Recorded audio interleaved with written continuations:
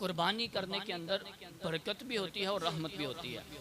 जब बंदा कोई अल्लाह रब्बुल इज़्ज़त की राह में कुर्बानी करता है ना, उस बज़ाहिर तो देखा जाए तो माल जो है वो खर्च होता है, लेकिन हकीकत के अंदर उसके अंदर जितनी बरकत और रहमत होती है वो हम नहीं समझ सकते। आप हज़रात जानते हैं कि देखें, बकरे ज़िबा होते हैं, भेड़ें ज़िबा होती हैं, गाय भैंस, ये सब कुछ अल्लाह रब्बुल इज़्ज़त की राह में कुर्बान कर दिया जाता है, लेकिन जब हम उनकी तादाद देखते हैं तो तादाद उनकी बहुत ज़्यादा होती है। अयाम हज के अंदर और अयाम कुर्बानी के अंदर हम देखते हैं कि लाखों की तादाद में जानवर जो है वो ज़िबा किए जाते हैं, लेकिन जब अयाम हज और अयाम कुर्बानी गुजर जाते हैं तो हम देखते हैं वो तादाद उनसे ज़्यादा होती है। ये बरकत है अल्लाह रब्बुल इज़्ज़त की तरफ से।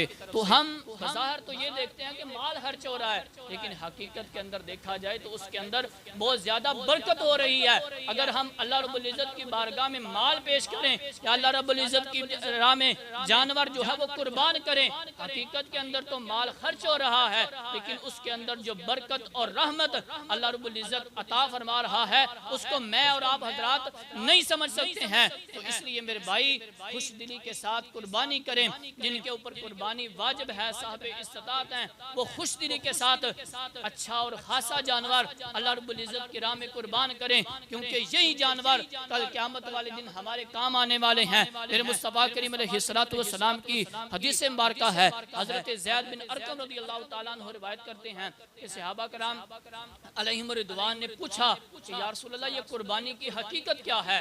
मा हाज़िहिल अदाही, या रसूलल्लाह ये कुर्बानी क्या है, कुर्बानी की हकीकत क्या है? तो मेरे मुस्तफ़ा करीम अलैहिस्सलातु वस्सलाम ने इरशाद फरमाया, सुन्नतु अबीकुम इब्राहीम अलैहिस्सलाम, ये तुम्हारे बाप हज़रत इब्राहीम अलैहिस्सलाम की सुन्नत मुबारका है। तो सहाबा कराम अर्ज़ करते हैं कि या रसूलल्लाह, कालू फमा लना फ़ीहा या रसूलल्लाह सल्लल्लाहु अलैहि वसल्लम, या रसूलल्लाह इसके अंदर हमारे लिए क्या अजर और सवाब है? मेरे मुस्तफ़ा करीम अलैहिस्सलातु वस्सलाम इरशाद फरमाते हैं, रब्बुल इज़्ज़त हर बाल के बदले तुम्हें एक नेकी अता फरमाएगा।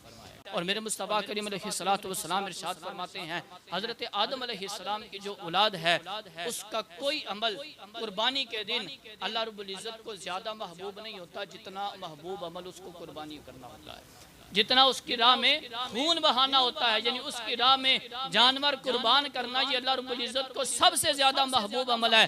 और मेरे मुस्तफ़ा करीम अलैहिस्सलातु वस्सलाम इरशाद फरमाते हैं, बेशक कुर्बानी के जानवर का खून का कतरा ज़मीन पर गिरने से पहले ही अल्लाह रब्बुल इज़्ज़त जो है वो उसकी कुर्बानी को कबूल फरमा लेता है। तो खुश दिली के साथ कुर्बानी।